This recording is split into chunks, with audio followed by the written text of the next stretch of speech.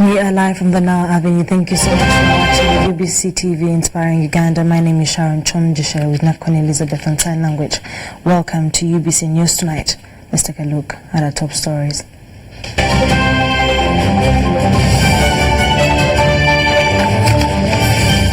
Museveni interacts with MOBS lecturers. Ntoroko district chairperson is dead. A bomb killed 76 people in Mogadishu. Handball looks forward to better outcome.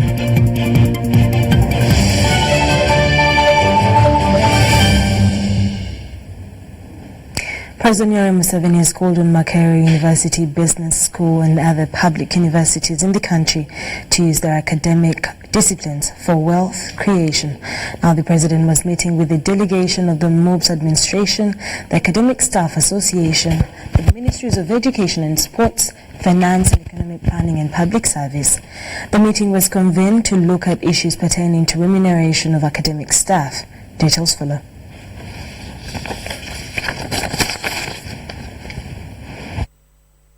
Uganda have been called upon to offer courses that produce employable graduates and drop those that are no longer relevant for the country. President Yoweri Museveni made the call today at his country home in Rajtura, Chiruhura district, where, together with the First Lady, who is also the Minister of Education and Sports, Mrs. Janet Museveni, they held a meeting with a delegation from Makerere University Business School, MOBS, Ministry of Education, and that of Finance and Public Service. The meeting was called to solve the challenge of the MOBS academic staff who are currently underpaid. The President said that academic discipline should be used to promote the struggle to create wealth. What I could advise you is that you could assess the market of your products.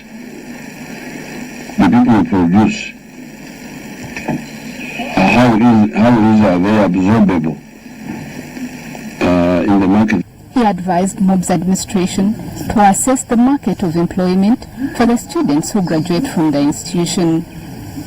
He emphasized the need to promote the sciences because their demand is insatiable. He reminded educationists that the NRM government policy supports science-led education. The President said that education in public universities must be mission-led. He reminded the educationists to concentrate on quality education.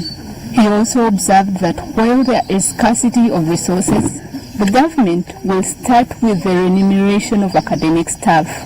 He assured the non-academic staff that their issues would be addressed as soon as funds are available. He also told the MOBS administration that if they find graduate assistants to be of value, they should be allowed to play the role of tutorial assistants.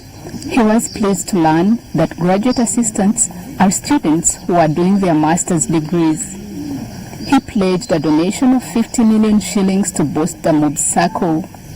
The First Lady and Minister of Education and Sports, Mrs. Janet Museveni, appreciated the management of MOBS for keeping their challenges under control. I really admire the fact that the leadership has a way management to keep everything discussed and managed internally. And I must now use this opportunity to thank you for that. The Minister of Public Service, Muruli Mukasa, revealed that if the money required to address the deficit in the MOBS wage bill is put into the national budget, it will help to solve the current challenge of underpayment. The chairman of the MOBS Academic Staff Association, Brian Muyomba, saluted President Museveni for enabling them to get a lasting solution to their challenges. Priscilla Namara, UBC News. The Ntoroko District Chairperson Timothy Chamanywa has died days after he was airlifted to Kampala for treatment. The District Information Officer, Mr. Ibrahim Sahula Baluku, says the Chamanywa died at Nsambya Hospital in Kampala, where he was rushed on Christmas Eve. The cause of his death is yet to be established. He died at Nsambya Hospital as he was airlifted by a UPDF helicopter to Kampala for treatment while in critical condition on December 24th. May the Lord strengthen his family. Now, Uganda People's Defense Forces has recruited 105 youth in the 5 regions of Bunyoro in western Uganda.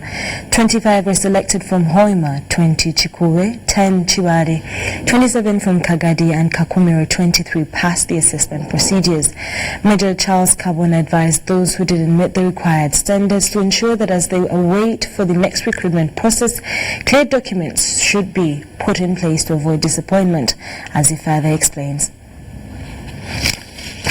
If an area is densely populated, that means even the number we shall take will be a bit high.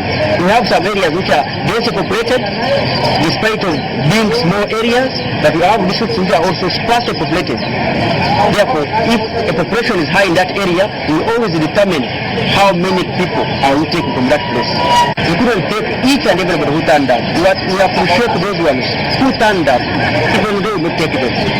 That one shows they are willing to join the institution. But some of them were dropped because they don't have the necessary credentials, qualifications. But those ones who are lacking those documents, my piece of advice is they can go back and get those documents. But when we come back in the future, we can be able to take them. In more news, the biggest achievement of Kampala Capital City Authority in the year 2019 is infrastructure development, with a number of road projects worked on to improve traffic flow. Now, the Acting Executive Director, KCCA Engineer Andrew Chitaka, says over 350 kilometers of roads will be upgraded starting 2020.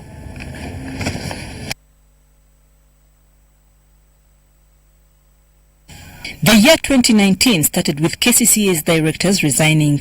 In March, Charles Souma, who was the acting director legal, resigned and KCCA staff bid him farewell. It's a year since Engineer Andrew Chitaka was appointed acting executive director of KCCA. But even though Jennifer Musisi Semakula resigned and left office, one of the first KCCA's authority meetings in 2019 resolved to summon her and 5 others to appear and answer queries in the 2018 KCCA Public Accounts Committee report about the 49.7 billion shillings loss through legal fees. Musisi was the then accounting officer of KCCA. The cost resulted from Ganashi orders and consent agreements. Former acting director legal Charles Souma was also summoned. Council discovered that all the consent judgments were signed by Ouma without permission from Jennifer Musisi Semakula. None of these appeared. Ouma replied to the council that he was on leave and had made a handover report. That is work in progress. It's ongoing work. For me, the oversight role now remains with the council. Large standing committees now are answerable to the speaker. The standing committees which handle oversight are not directly answerable now to the Lord Mayor. They are answerable to council, which I don't preside over. In May 2019, KCCA flagged off construction of 5 roads under the Kampala Institution and Infrastructure Development Project, KIDIP, Phase 2. These roads, whose construction started July, include Acacia, John Babiha, 2 kilometers, Nakawantinda, 3 kilometers, Kulambilo Ring Road and Najela Link, 6 kilometers, and Kabusubunamwaya Reza Road, 9 kilometers. Kabusubunamwaya, whose construction was flagged off by His Excellency, the President of the Republic of Uganda, Yoweri Kaguta Museveni, is to connect to Kampala Entebbe Expressway and Northern Bypass. Its construction is estimated to cost 97 billion shillings. These 5 roads are going to change the dynamics of traffic in those areas, and they are all going to be completed within the coming year. As we implement these road projects, we often need land to expand roads. And we have been able to achieve acquisition of land free of charge from the population This has saved us 4.5 billion Uganda shillings. Body fund is just 35 billion. We must improve on this. And we want to also explore ways of reducing on the unity cost,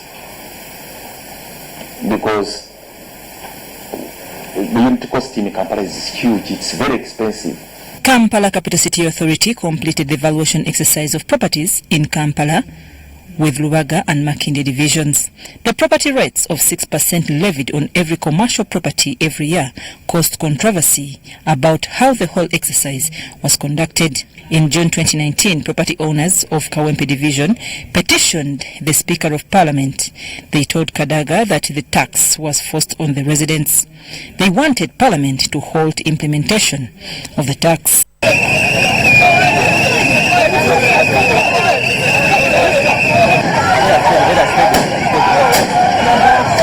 We need is a repeat of the process. KCCA Directorate of Tax Collection held a press conference to clarify on the rates. The Director of Tax Collection said the rate was fair and legal. KCCA collects tax of only 50% of the rentable value, 22% for utility bills, while 30% for any other cost like absence of tenants. Property owners claimed valuers assessed their properties in their absence. During his address of the 1 year in office, Engineer Andrew Chitaka said revenue collection increased as a result of collections from properties. Completed within this year the revaluation of all properties in the city, and we have gotten new values on which the property rates are based. This has significantly improved our revenue and it places us in a better position to provide services to the people of Kampala. In October, President Museveni ordered the release of street vendors and hawkers serving jail sentences for selling clothes, food, trinkets, spice and fruits on pavements in Kampala. This directive on his Twitter page, President Museveni wrote that the law was a result of a colonial fear of Africans. KCCA, although during this time claimed not to have seen this directive, promised to act accordingly. To release all those vendors who were arrested some time ago and imprisoned, and whose fines are somewhere between 1 million and above. We have taken note of that later, and as cases we are going to consult our colleagues in the various government organs to ensure that we implement the directive. With the construction of the non-motorized transport corridor at Namirembe Road through Loom Street to Entebbe Road, the situation is as if street vending has been okayed. Roads that were previously used by vehicles are now occupied by vendors. This road project is expected to be completed early next year. I believe it's going to be a very, very good project where people will enjoy their city. They will walk and do the shopping freely without the fear that they could be knocked by a boda or a motor vehicle. Tunaba customers abenjawulo abamu bajjira mu mamotoka abamu balema okiwulidde kakati asanga obuzibu okujja okuwetayo n'emmotoka kuba atakkirizibwa kukola ki songa yandize n'atuwagira naye tewali waayisa mmotoka oba bakulozinga bere nga abigere flat no kwaga nga bwe kiri bere nga lukkirira soke kwani bere nga etambula bulungi. Also in October, KCC announced changes in traffic flow in Central Business District. This has seen taxis plying to Entebbe Road moved from Odi Taxi Park to Safi Park. Benichwanuka Road and petrol stations around this road, plus ShopRite, are now free from vehicles that used to park on the street. Traffic flow along Benichwanuka Street has become one way towards Chagwe Road. These changes are to enable UNRA to implement the flyover project. Stages were reorganized both in the old taxi park and Usafi, which caused wrangles among drivers and conductors at Kajansi stage in Usafi Park, Kansanga stage, Zana Namasuba and Gaba stage. Section of Button Street between Benchwanuka and William Street. This shall be two-way.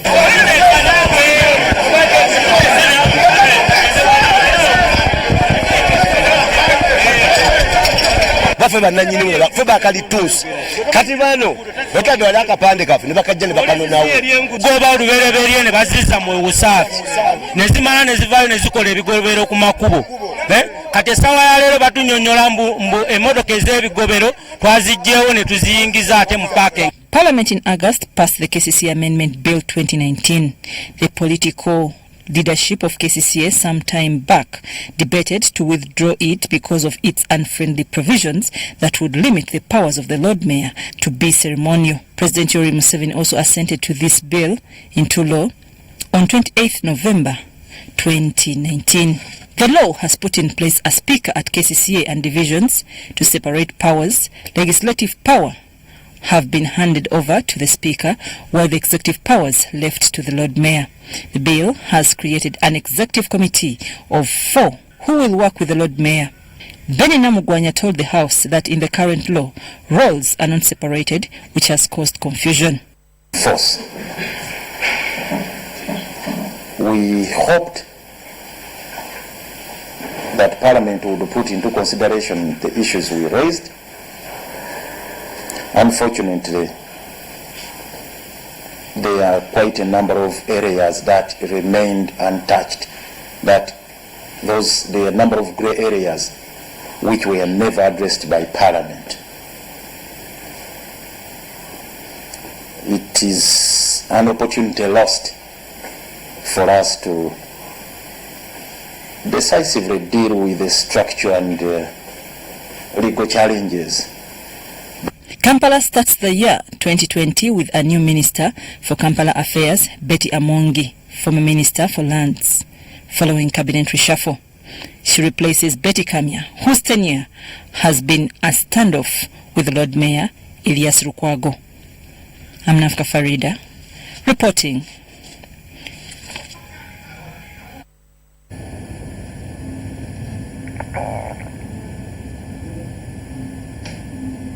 Thank you, Nafka Farida. Let's take a short commercial break and we'll be back with more news for you.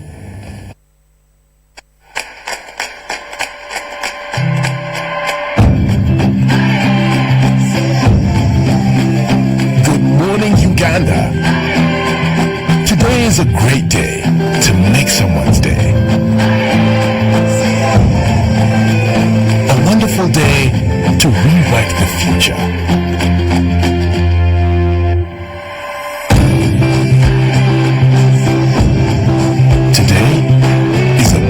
To light up their world.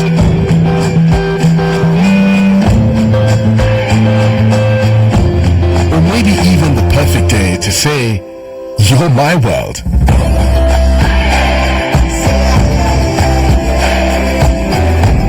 A marvelous day to make a brand new start.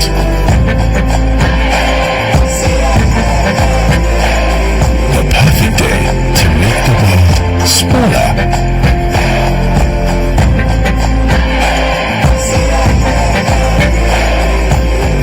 Uganda, today isn't just another day. Today is your day. Airtel Money, with you always. Airtel Money, instant, secure, borderless.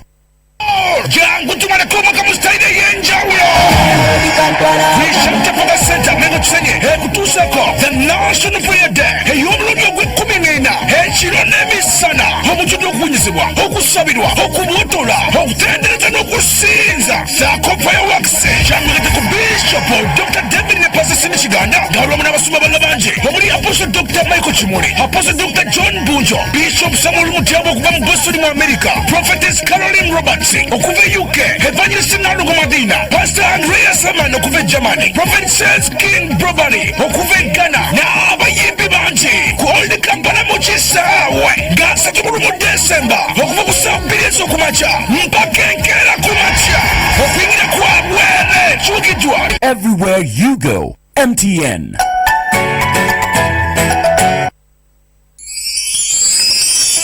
This festive season, enjoy great value from Airtel with the all-new My Pack Last combo offers.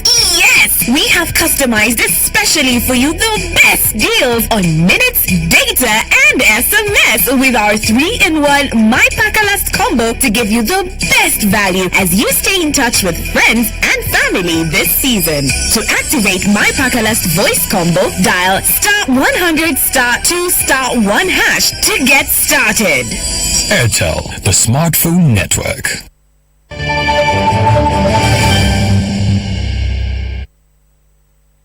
We're still watching UBC News Tonight, and our business stories from a Minister of State for Information and Communications Technology, Nyombi Tembo, is now into tourism.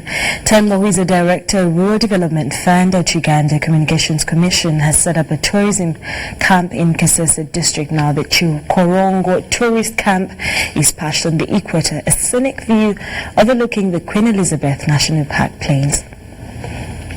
Chikorongo is the latest tourist camp located in western Uganda's Queen Elizabeth National Park.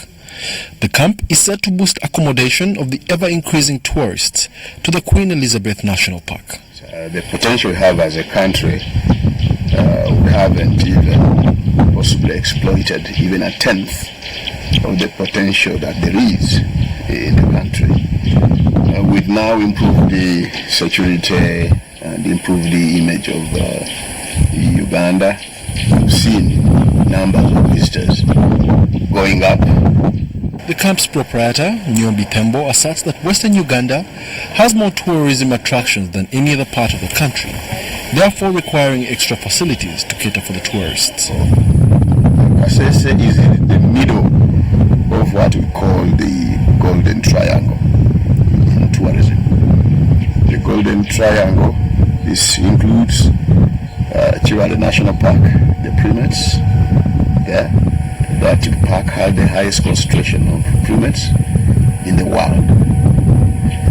So Queen, the Savannah National Park, very exciting park with a lot of things to see. Of course, the Rwenzori Conservation Area, including the Queen, Mountain Rwenzori National Park, Semliki National Park, Katonga Game Reserve. The tourism sector is one of the fastest growing industries requiring suitable investment by willing entrepreneurs. For an investor, if you want to return your investment, definitely tourism would be one of the things where you would prefer to have to put your ceiling into. Chikorongo community members are to benefit from the investment through relevant skills development in the tourism and hospitality industry. Reporting for UBC, Wadulo Makanold.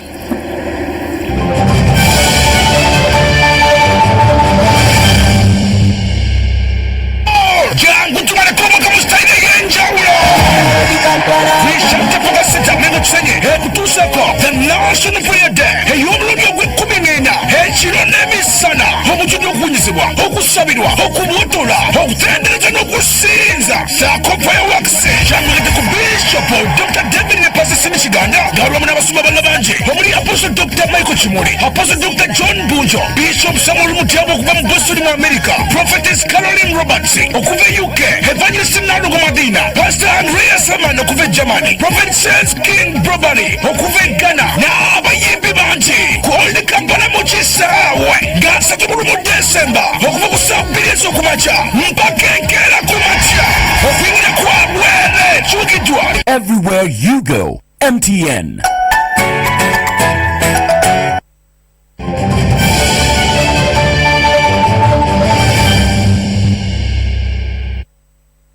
The sport of handball is one of those that will look at 2019 with excitement, having achieved a few milestones. Our reporter talked to the man behind these isolated success stories, which is consolidated with registering far better in 2020. Details follow.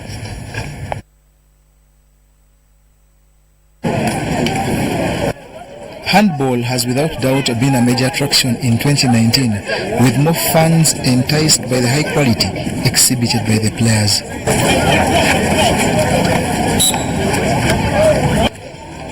This excellence was as a result of better organization from Gowe Services that was outsourced by Uganda Handball Federation to handle matters.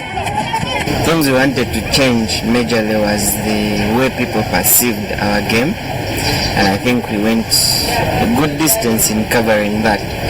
Basically, we wanted to see a better organized league, people keeping time, so that also the people who are coming to watch and our followers, the press and everyone, can go for the matches they actually scheduled to see. And we achieved that. The other thing was keeping the teams clean, keeping the teams smart, and also following the rules. But though this was meant to be a step in the right direction, the league still faced a few challenges, notably egoistic tendencies by teams that in the past were untouchable. It happened that somewhere along the way, the rules caught those who sometimes are called the untouchables. It didn't go well. It didn't go down well with some. It actually almost brought the league to a standstill. But because the rule had caught, so we had to remove some clubs. Our rules say if you miss 3 games, we put you out of the league. And it happened that a few teams did that, and we had to put them out of the league.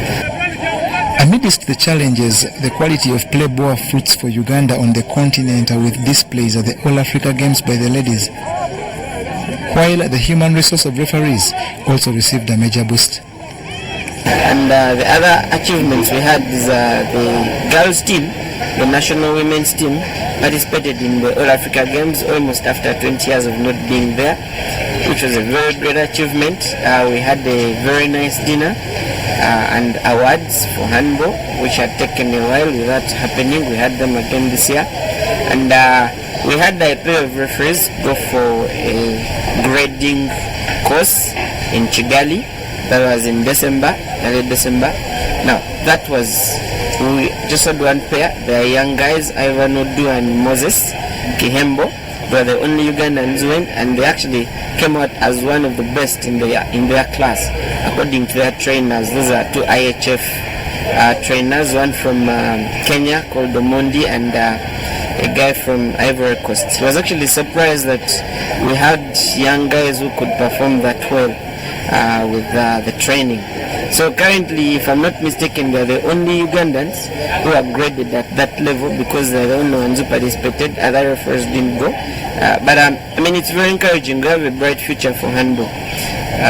They need younger referees, under 35. Those are the only ones that who can make it to the IHF level. And yes, we want to encourage more young people to take up the refereeing part. There have been calls for government contribution to help run sports federation, a situation Musoke differs from, and calls for federations to professionalize for self-sustainability. Everyone needs government, but I don't believe in that way you think. As a person, I believe that we should be able to take the responsibility to grow our sport. The Baganda have a saying that Nyeni mufu ya kwata waunya, and I use that a lot in my sport.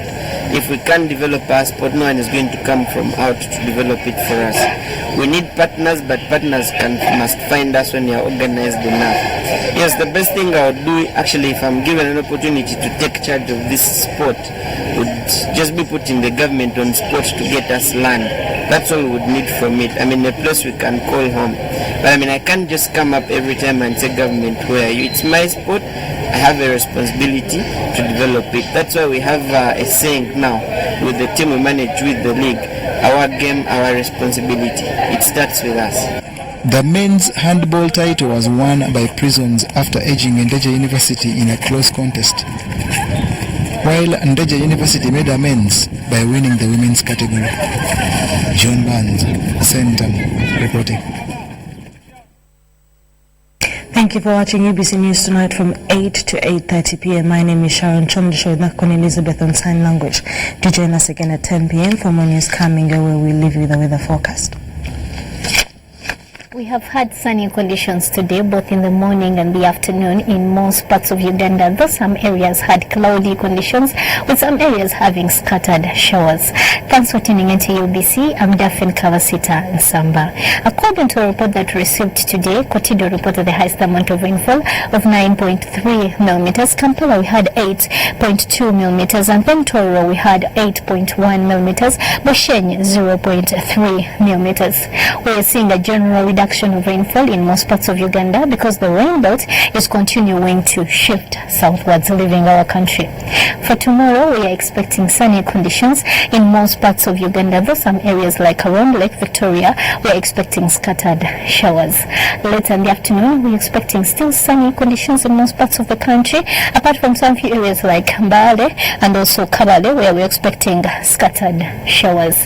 Temperatures are expected to rise to 31 degrees Celsius in the northern part of our country. Around Lake Victoria, we are expecting temperatures to rise to 27, like in our capital city, and also in Kabale, we are expecting temperatures to rise to 22.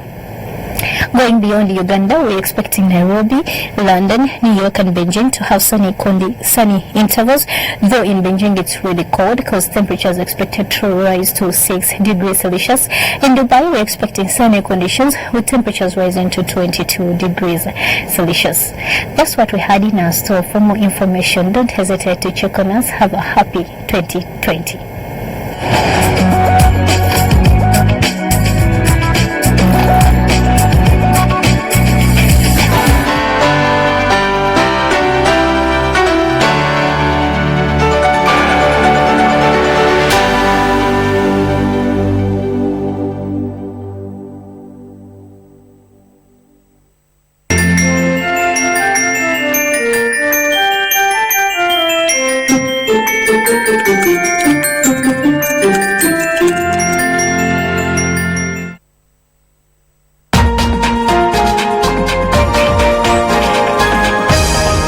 Up next on UBC, brought to you by Airtel, the smartphone network.